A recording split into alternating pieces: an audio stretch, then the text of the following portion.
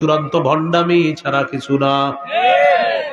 এটা আসলে ঠিক, এটা কিন্তু রেডিমেড ঠিক না। যে বললেন না ঠিক, মানে আমরা মাহফিলে কিন্তু আমরা ঠিক বলি, অনেক সময় বুঝাও না বুঝে, মানে এটা কিন্তু আসলেই ঠিক।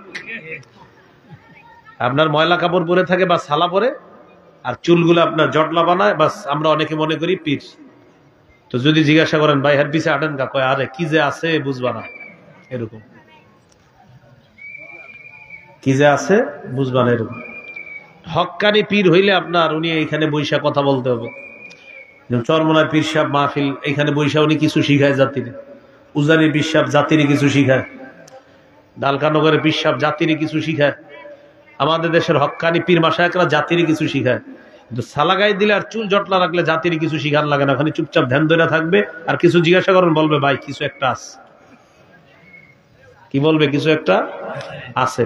তো কথা বলেন, না কথা বলা যাবে না, খালি চুপচাপ থাকবে। কারণ হ্যাঁ জানে আমি কি কমু, সর্বোচ্চ একটু কয় 2 রাকাত নামাজ জীবনে পড়বা, আর লাগবে না, বাকিগুলো আমি দায়িত্ব আছি।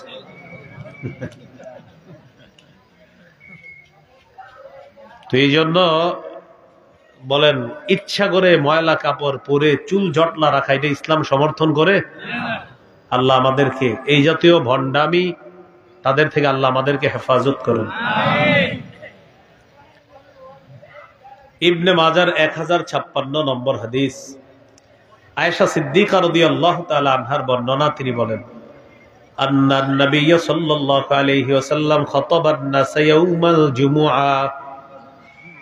রাসূলুল্লাহ সাল্লাল্লাহু আলাইহি ওয়াসাল্লাম জুমার নামাজের দিন সাহাবীদের সামনে ভাষণ দিতেছিলেন, বয়ান দিতেছিলেন। ফারাআ আলাইহিম সিয়াবান নিবার, আল্লাহ নবী তাকায় দেখে সাহাবীদের অনেকের শরীরের মধ্যে কাজের পোশাক, যেই পোশাকে পরে কাজ করছে ওই পোশাক পরে জুমার নামাজে চলে আসছে। নবী বললেন, আমা আলা আহাদিকুম ইন ওয়াজাদা সাআতান আইয়াত্তাখিযা তাওবাইনি লিজুমুআতিন সিওয়া তাওবাই মাহনাতিহি।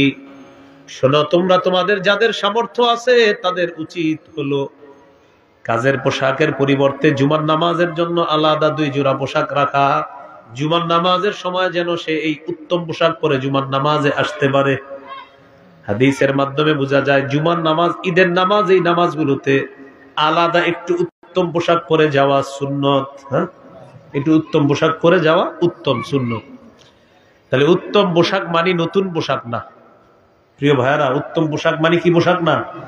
নতুন পোশাক না। মানে আপনার পোশাকের গজ যদি 50 টাকা হয়, আপনার সামর্থ্য 50 টাকা গজের কাপড় পরা, এই 50 টাকা হোক সমস্যা নেই, এটারে ধৌত করে এটাকে আপনি লন্ড্রি করেন, এটাকে পরিধান করেন, দেখবেন এটাতেও আপনার ভালো লাগবে, সুন্দর লাগবে।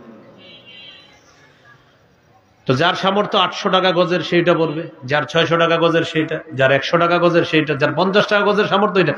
কথা হলো 50 হোক, 100 হোক, 600 হোক, একটু পরিপাটি হওয়া, এটা একটু ধুয়ে মুছে সাফ করে এটাকে একটু সুন্দরভাবে পরিধান করা, এটা হলো ইসলামের নির্দেশনা। বুঝে আসছেনি সবার?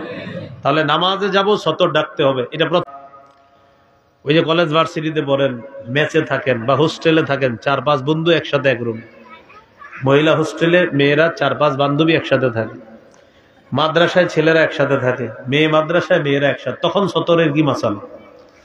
فقال رسول الله صلى الله عليه وسلم إن استطعت أن لا يرينها أحد فلا يرينها।